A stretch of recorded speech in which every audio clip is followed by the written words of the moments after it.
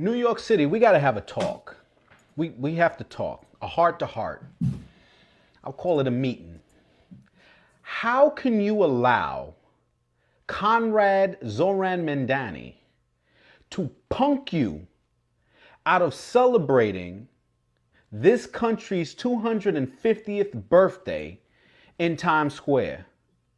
Meanwhile, his friends, you know who I'm talking about, can sit there and pray several times out of the day. How is that possible? That is so biased. We have got to stop letting these anti-American communists come into our country and wage war against the American way of life.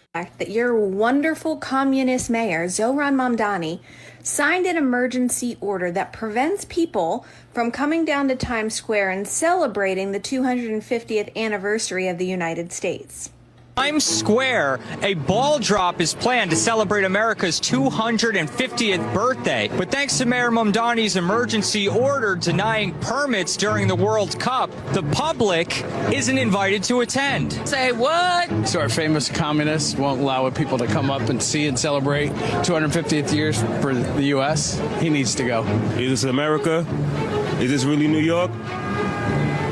Where we at? I think that's really sad. Yeah, I think that's very silly. Oh. Janice, you'd imagine there should be a... New York City, have you gotten it yet? How much more do you need to see? This guy needs to be recalled immediately. Go ahead and just put this into perspective in case it's not clear already. So Muslims are being permitted to pray in Times Square, right? Multiple times a day. But Americans are not allowed to celebrate the 250th anniversary of the United States of America. What are we even doing here? For the people who love New York City, for the people who love New York, do yourself a favor and get this guy out of office. What's going on, everybody? Appreciate you guys pulling up today. Shout out to all my ARP family members, man. New York City is turning into a cesspool right before our very eyes. And finally, folks are starting to wake up, but it could be too little too late. Now, on Friday, we talked about the whites only tax that they want to implement in New York City, right? We talked about that during the live stream. If you did not watch it, go and check it out. The video's up right now. It's doing well. But let me lay this out for you. Not only is Mamdani not delivering on what he promised during his campaign, which, again, we told you what would happen if this dude was to win. And the numbers are reflecting that this dude is not who he said he was, right? But now he's crossed into something different. We're talking about blocking New Yorkers from celebrating America's 250th birthday in Times Square on July 4th. Let that sit with you for a second. A celebration of this country's founding stopped, but they allow protesters and agitators and all types of chaos happening on the streets. That gets the green light. And New Yorkers, they're not having it. They're upset, and they should be. They're pushing back, and they should. They're demanding accountability, and they should. And some are even calling for removal, and they should. This dude's been in office maybe 100 days, maybe a little less than that. And this is the direction that they're taking New York City. Meanwhile, there's footage coming out of Times Square. You got flags and demonstrations and political messaging all over the place. You got communist folks, Hezbollah flags, Palestine folks. I mean, it's a mess out there. But you stop at celebrating our nation. Are Americans not allowed to celebrate America anymore? Is that what you're saying, Zoran? Is that what you're saying? Now, I want to frame this the right way because scripture already warned us about moments like this, right? In Isaiah chapter 5, verse 20, it says, woe to those who call evil good and good evil, who puts darkness for light and light for darkness. In other words, when a society starts flipping what's right and wrong, confusion isn't far behind. And that's what they're experiencing in New York City. Hit the like button, share the video, subscribe to the channel. Let's keep going. As we all know, the United States turns 250 years old. In just a couple years, we will catch up to the age of Nancy Pelosi. Not quite yet, but eventually we will catch up as a nation. When a country turns 250 years old, clearly, obviously, there is a need for celebration, especially celebration of a country as great as the United States of America. And so in all corners of the country, various events are being planned to celebrate a historic and monumental feat of existing as the greatest country in the world for 250 years. Last year, the NYC-NYE, the New York City New Year's Eve organizers who organized the ball dropping in Times Square and everybody kisses and the mainstream media shows a biracial gay couple making out for way too long immediately after the ball drops to show diversity or whatever. Those organizers announced last year that on July 3rd of this year, for the first time since the tradition began in 1907, a second ball drop will be held. This, clearly, to mark the 250-year anniversary of America's founding. However, there is a slight hiccup, and that hiccup is a Ugandan Muslim socialist who happens to be the mayor of New York City. America 250 and the One Times Square, which is the organizers who do the ball drop, issued a joint statement the other day that said this: the July 3rd ball drop is confirmed and will take place at One Times Square. Yes, celebrating the greatest country in the world and our ability to withstand all of the setbacks that have beset this great, great nation and continue forward in the greatest experiment of mankind. Alongside a live broadcast and celebration, while there will be no public event at the Times Square Plaza. What? We're going to have a big ball drop in the middle of Times Square just like we do for New Year's Eve, and no one's going to be there? The statement went on to say, we're working through the standard coordination with city partners and look forward to sharing additional details soon. What additional details need to be shared? If cool, the ball will drop, and I guess there will be a camera on the ball dropping, but if nobody's there to celebrate it, what's the point? They basically said there's not going to be no attendees, to which I was like, well, I'm of two minds of this. One, having gone and seen the Christmas tree lighting at Rockefeller Center, I don't know why anybody would stand out there in the crowd having to go to the bathroom for that amount of time. Doesn't make sense to me why anyone would do that. But also, what is the point? If nobody's going to be there, why are you even having this event? And can you even call it an event if nobody is there to participate in said event? It's like decorating your entire house for a big party and then not inviting anybody. Here in Times Square. Yeah, I want to say this real quick. This is why we have to stop foreign-born people from getting in positions of leadership in our nation. They more times than not care more about the country that they came from than the nation that they're in. They don't have any real connection to this country, the good, the bad, the indifferent of our nation. They don't have any connection there. Their lineage doesn't go back 2, 3, 4, 5 generations. It's really frustrating that we have foreign-born people in our government, and they're in every aspect. They're in like 42 states. A few of them are mayors. A multitude of them are representatives, in our Congress. Right now, we have a few of them that are lieutenant governors, and they hold various seats all around the country. And they're implementing laws that are anti-America, anti our Constitution.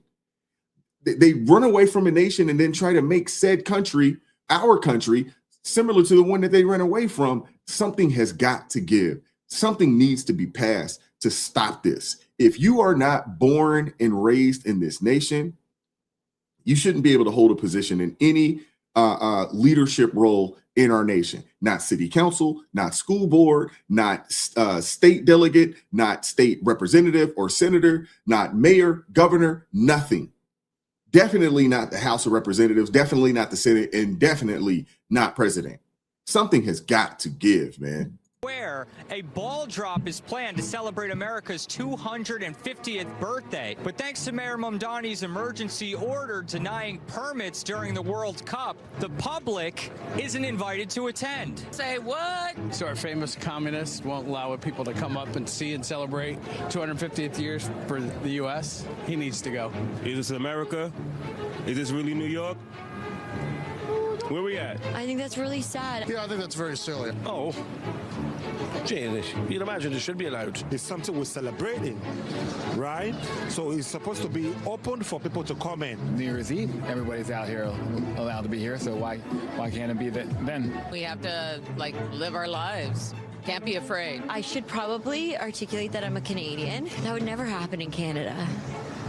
The public should be allowed to go. I think that should be something that everybody should be included on. I mean, that's a big milestone in our nation's history. Kind of frustrating because I was kind of excited to come down here for that. But, I'm not buying a ticket. It's ridiculous. Absurd. Get out of here. He's absolutely right. It is ridiculous. It is absurd. It is. But that's what happens when you get foreign-born people in these positions that don't care about our country, that would actually prefer to see our country fall and be turned into something else. This is what you get. Elections have consequences, New York. It has consequences. Y'all have 8 million people. Only 2 million people turned out to vote. I wish the follow-up question would have been, how many of you guys voted for Mamdani? Oh, you didn't vote for him? Okay, how many of you guys voted at all? How many of them? Because it seems like 75% of New Yorkers decided that this race wasn't worth getting out and voting on. Now, I get it. The people that were running, Curtis Sliwa, Zoran Mamdani, the Cuomo, one of the Cuomo brothers, and I can't remember which one was running, the options were slim. I get it. But anybody, honestly, would have been better than this guy. Seriously, anybody. And that's being showcased on a daily basis. I mean, they literally are trying to pass a law that will tax white Americans more than everybody else in the city. Let's just call that what it is. That's not, sometimes it's like, oh, that's reverse racism. No, that's just racism. Let's just call it what it is. That is just discrimination. It ain't reverse nothing. It's just racism. It's just discrimination. Outrageous. But I want you to listen to what Al Sharpton had to say about this particular situation. They're going to celebrate the 250th anniversary of the country July 4th, but that's not our celebration. We were slaves then, and they celebrate signing the Declaration of Independence 1776. We were not even emancipated until 1863. So I don't know what everybody getting ready for a celebration. That it seems crazy for me to have on the birthday hat at your birthday party. That ain't my party. In fact, I'm thinking Saturday when I do my address to the convention, they're calling for something on July 4th, like Frederick Douglass did. Why should we be celebrating that? We may need to do our own rally in Philly or somewhere that day, because that's not our background. Can't stand this dude. I can't stand this dude, and I can't stand people like him. The race hustle industry is a multi-billion-dollar industry, and I understand why he continues to do what he does, but he doesn't know what he's talking about. Last time I checked that we are Americans. We are Americans. And when we start talking about America, we got to tell the whole story, man. Before the hashtags, before the politics, there were men who bled for this country. And some of them look just like me. Crispus Attucks was the first to fall in the Boston Massacre, a black man, the first martyr of the American Revolution. We shouldn't celebrate him. We shouldn't celebrate him putting his life on the lines. Really? Really, Rivenal? Peter Salem, a former slave who stood on the front lines at the Battle of Bunker Hill, fighting for freedom that he didn't fully have yet. Salem Poor, so courageous in battle that white officers had to stop and say, hey, man, this man right here, he different. And they weren't alone. There were over 5,000 black men who fought for the American cause. Now, let me say this clearly. They didn't wait for perfect. They didn't. They fought to make it better. In John chapter 15, verse 13, it says, greater love has no one than this, than to lay down one's life for his friends. And that's what they did. Should we not celebrate those men? Seriously? So when we talk about freedom, don't get it twisted. Don't get it twisted. There's been plenty of Black folks that had hands in helping to build this. There's been plenty of blood spilled to help secure this. Are we saying that we should not celebrate these people? The real question is, do we honor that legacy or do we try to rewrite it? And that's my problem with these people, because they act like every Black person in America during that time frame was a slave. Yes, there were slaves in this nation. It is the one black eye that we have in our nation. But there was a plethora of free Black men. And there were, when you start talking about Black folks in general, we fought in every daggone war that this nation has ever had. We are Americans. We are Americans. We are definitely that. And when I hear Al Sharpton act like he want to disregard the legacy of Crispus Attucks, disregard the legacy, of a Salem Poor and others that fought for this nation by saying, oh, we're going to ignore this, like these people didn't put their lives on the line for this nation. Man, stop it. Drives me crazy. I can't stand it. But that's what Marxists do. Their job isn't to unite. Their job is to their job is to divide. They want to keep folks up in arms and in a tizzy on things, in my opinion, at this point, don't matter that much. I think we should celebrate the history of this nation, the good, bad, and the ugly. Therefore, you understand what you're celebrating for. You understand the rights and the opportunities that you have in this nation. You understand that there were people that put their lives on the line for this nation, not only in the Revolutionary War, but in the War of 1812, in the Civil War, and every war after that. We got to have some real pride in our nation. And it drives me crazy because people like Al Sharpton want to act like Black Americans don't have a real say, or don't have a real legacy and lineage in this nation of doing some really good things. Now, again, I'm not saying that America is perfect. I'm not saying that it has been perfect. But what I am saying, it is worth celebrating. 250 years. This is the greatest nation to ever exist. The greatest nation to ever exist. If you are an American, if you have that blue passport, if you were born in this country, you hit the birthplace lottery. And there are plenty of people that would be willing to trade places with you. If you are a Black American out there, be proud of your country. Be glad to be an American. Seriously. There are some white folks from other countries that would trade places with you in a heartbeat. And I'm not just talking about trade the fact that they come from wherever they come from in America. I'm talking about they would trade skin color with you as well. Because Black Americans are doing better than most people around the world.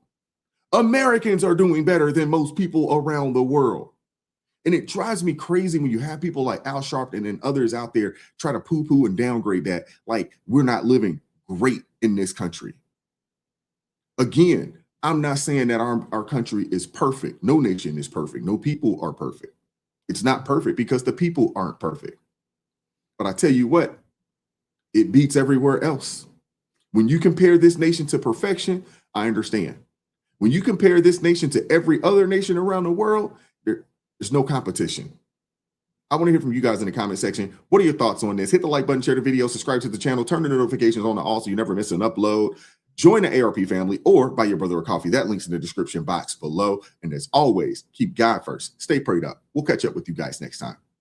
Peace. It is God who arms me with strength. Yeah, I'm battle ready. He trains my hands for battle. My heart stays steady.